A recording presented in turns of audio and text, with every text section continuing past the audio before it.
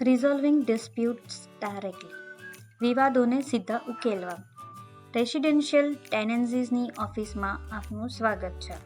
આ વિડીયોમાં આપણે ભાડાની અવધિ દરમિયાન સમસ્યાનું નિરાકરણ જોઈશું.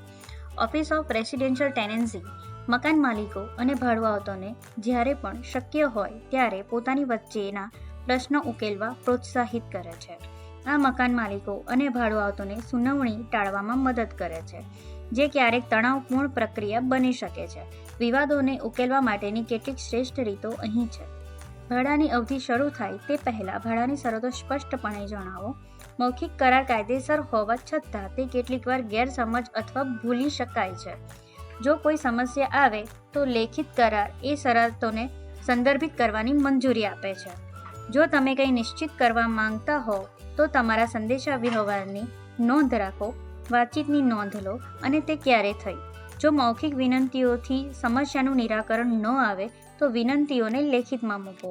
તમામ લેખિત નોંધો, ટેક્સ્ટ અથવા ઈમેલની નકલો સાચવો, જેથી તમારી પાસે રેકોર્ડ હોય.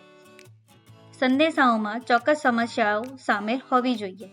તમે શું વિચારો છો કે તેને કેવી રીતે ઉકેલવું જોઈએ અને ક્યારે તેને ઠીક કરવું જોઈએ.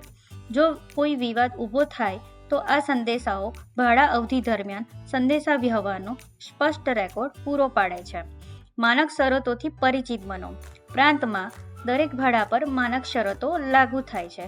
માનક શરતો એવા નિયમોની યાદી આપે છે કે જેનું પાલન મકાન માલિક અને ભાડુઆતો બંને કરવું જોઈએ અને દરેક પક્ષે કયા અધિકારો છે. દરેક લેખિત ભાડા કરાર સાથે માનક શરતો જોડાયેલ હોવી આવશ્યક છે. એક નકલ અમારી વેબસાઇટ પર મળી શકે છે.